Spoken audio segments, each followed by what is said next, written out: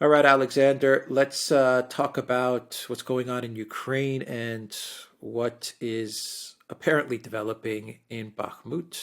There are reports that Ukraine is preparing some sort of offensive.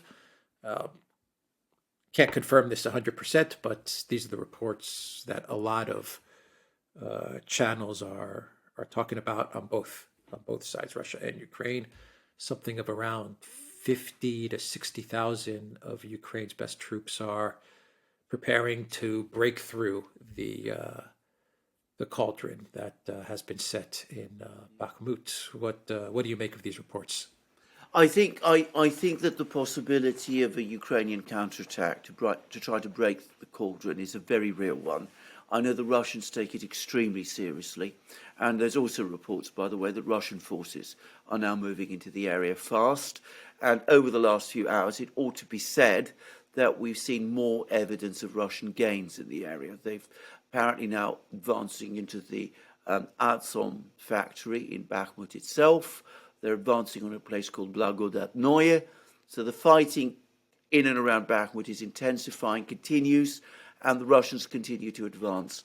But it looks as if Ukraine is now tripling, quadrupling down on holding Bakhmut. And I think this demolishes any idea that for Ukraine, Bakhmut is an unimportant, strategically irrelevant, symbolic place. The Ukrainians clearly consider it to be part of their own defence lines, and they're now concentrating some of their best troops, apparently, to attack there. Now, I will say, it was said to be 20 brigades. There have been many reports over many weeks, recent weeks, that there were already 20 brigades in that area. So, this is perhaps a reshuffling of units. But in terms of the total number of Ukrainian military formations in the area, this is not actually an increase. And I think that's one point I would make. People say 50,000 to 60,000 men. That assumes that these brigades are up to strength. And what I'm hearing is that currently Ukrainian brigades are not up to strength. So perhaps rather than 50 to 60,000 men, we could be looking at perhaps 30,000, still a considerable force. What we don't know is the size of the force on the other side. I am fairly sure, this is my own guess, my own view, that this is precisely what the Russians expected, and I think it's possibly what the Russians planned for and wanted. Because what they want, what this makes it even look even more like, is that the Russians could be tempted to allow the Ukrainians to advance. And, you've got these two pincers out there, and that could create an even bigger cauldron than the one we have already. But, we have to wait and see, and we have to see how it develops and what tactics the Ukrainians use. But note one very important thing. NATO, the US, don't seem to favour this policy. Stoltenberg said that Bakhmut would fall in a few days. That seems to be the NATO position. That seems to be what they would prefer to see. The Americans, for their part, seem to have decided that fighting for Bakhmut is a waste of resources. They must be very worried that Ukraine is expending more of its best troops trying to hold on to Bakhmut, and the effect of doing this is weakening the prospects of Ukraine's much talked about spring offensive. And there was an article in the Financial Times, which I discussed in my most recent video, which basically said exactly the same thing, that Ukraine is overcommitting itself now to the defense of Bakhmut. It's to the point where it's now compromising its entire ability to continue the war. If this does happen, if this is true, and we do get this type of an offensive to try and break through this cauldron in Bakhmut, and these are indeed the elite of Ukraine's military, What does it mean if Ukraine succeeds for Russia? What does it mean for Russia if Ukraine succeeds? And what does it mean if Ukraine is defeated? 30, 40, 50,000, even 20,000 of their best fighters, if they're defeated. What happens to either side? Well, it's a big blow for Russia. It's a big morale and psychological blow for Russia. But we've seen that the Russians can come back from things like this. They did it over Kharkiv. They did it over Kherson. They can come back, and they will. And I even if it succeeds, Ukraine will suffer more losses. Will expended more of its troops. From a Russian point of view, even a successful counter-attack, which Ukraine launches, it's not a disaster. For Ukraine, if this fails, it is a disaster. I mean, not just a disaster, it begins to look existential. For the Russians, as I said, they can absorb a setback like that. It would be a severe setback, there would be recriminations, there would be a lot of anger, but as I said, they will come back. For Ukraine, a failure here would be, well, I'm not going to say terminal, but it would be a massive blow. And I wonder whether Zelensky's government might not risk destabilization. So the risks are not equal. Right. Do you think that this may be a bluff? Do you think that this is maybe like false reporting? Perhaps the Ukraine military is not planning an offensive. Perhaps they are going to take some of NATO commanders' advice, because I still believe that there are NATO commanders and U.S. commanders that want Ukraine to try and break through Bakhmut. That's my own belief, but there's probably other people in the command that would like them to fall back and build defenses further back. Do you think come next week we're going to see this offensive towards Bakhmut cancelled and fall back to a different defensive line? It is not impossible at all, and nobody really knows. Now, a Russian official, a man called Marochko, who is a retired lieutenant colonel in the Lugansk militia, and he's become an important commentator about the war. He says that the Ukrainian positions could be interpreted both as offensive or as defensive. It may be that the Ukrainians are coming round to acceptance of the fact that Bakhmut may indeed fall. And what they need to do is that they need to build up defenses, build up forces rapidly in order to prevent a further rapid Russian advance towards Kramatorsk, which would be the last remaining city between the Russians and the Dnieper.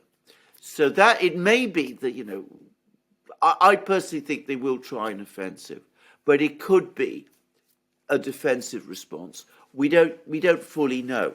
One thing that's happened today, by the way, which might suggest that the Ukrainians do think that Bakhmut's fall is inevitable, is that they've blown up a monument to a MiG-17 monument in Bakhmut.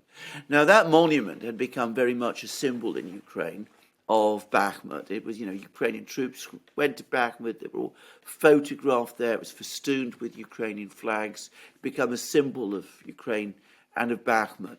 And the fact that they've blown it up suggests to me that despite everything, despite these troop movements, despite all of that, they don't really expect to be able to hold on to this town. So, that might be, it's a symbolic thing, we can't be sure, but it does perhaps point to, an attempt to create a new defense line rather than an attempt to conduct an offensive. Yeah, true. But in closing, Shoigu did say that the fall of Bakhmut would lead to Russia being able to advance further west, should it want. And then you had the Zelensky interview with CNN, with Wolf Blitzer, where he said that the fall of Bakhmut would give Russia an open road. That's the words that he used, an open road to the rest of Ukraine. So Yeah, I know. It's hard to call this one, but It's hard to call this yeah. one, but if I have to say what I think, I mean, when you hear comments like that, both from Shoigu and Zelensky, it looks as if Bakhmut is key. Something, by the way, which we have been saying on the Duran right back to the summer. And given its importance, if you accept the logic of what both Shoigu and Zelensky is saying, then it seems to me that a Ukrainian counterattack to try to break through and relieve Bakhmut becomes logical. Because if it's that important, if the entire Ukrainian defense position in Donbass starts to collapse if Bakhmut falls, if it opens the way not just for the Russians to trundle on to Kramatorsk, but ultimately to the Dnieper as well, well, then that seems to me to point to the need to hold on to Bakhmut, accepting all the enormous losses that Ukraine has suffered up to this point. And that means committing your best troops to conduct a counteroffensive. Now, can I just say, of course, these best troops that we're talking about, they're not yet equipped to any great extent with any of this new Western equipment. So they'll be short of tanks, short of infantry fighting vehicles, very short of artillery. The artillery situation for Ukraine is becoming critical. The defense minister Reznikov said that he needed the European Union to supply him with 250,000 rounds of 155 millimeter ammunition every month. The European Union only produces 5,000 rounds of ammunition, that kind of ammunition, every month. So they can't do it. So, you would be looking at throwing into battle some of your best troops, apparently, but they're presumably under-equipped, and they would be heading, one suspects, straight into the Russian guns. But if it is as important to you as that, if Bakhmut is so important, then I can't see how you can avoid doing it. The only alternative would be to sit down and talk peace. And as we've seen, Ukraine is not ready for that. One final question. What do you make of all the talk that Wagner has is in a strategic pause because of infighting between Prigozhin and the military? There's that rumor going around. Do you buy into any of that? Because it runs counter to the reports that Wagner is actually moving very quickly inside Bakhmut, and I think there are confirmed reports that they've now entered the area of the meat processing plant, a huge industrial area. Yeah, so I'm just trying to figure out which. On the one hand, you have people saying that because of all this infighting and jealousies, there's a strategic pause, and then on the other hand, you have confirmed reports that Wagner is moving very quickly inside the city, and now they're inside of this massive industrial meat processing center. I mean, there's no strategic pause. I mean, I hear all of these claims, but where's the evidence for them on the ground? I mean, yesterday, was it the day before yesterday? Yesterday, we heard that another important village to the north of Bakhmut had been captured by the Wagner forces. Today, we're getting reports that they're closing in on another place called Blagodatnoye. We hear that they're, as you rightly say, in the meat processing plant, which is this huge plant. If you look at maps of Bakhmut, you realize that if the Wagner forces capture this plant, in effect, they've captured Bakhmut. I mean, it's such a big position that what is left really isn't sustainable in any form anymore.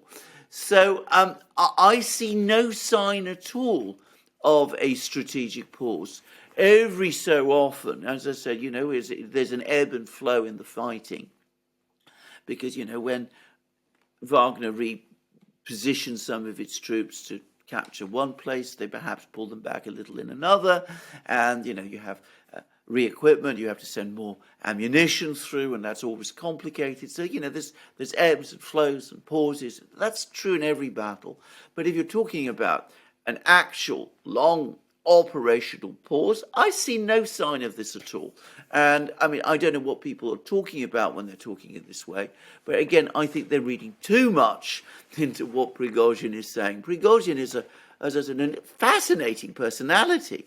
But can I also repeat a point I've made before? He is not the commander, the actual commander of the Wagner forces on the ground. He is not he's not been he's not served in the Russian army. He's not a trained officer. He has no command history. He has no record of commanding troops in battle.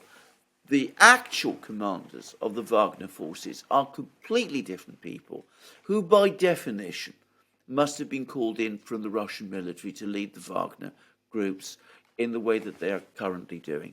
So, obviously, Prigozhin wants his troops to be well equipped. He wants them to be better equipped than anyone else in the Russian military.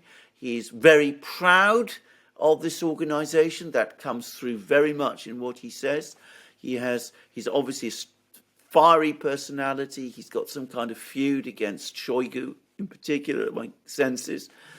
But as I said, I don't think you should read too much into any of that. All right. We will leave it there. TheDuran.locals.com. We are on Rumble. We are on Rockfin. And go to the Duran shop, 10% off. Use the code. Good day. Take care.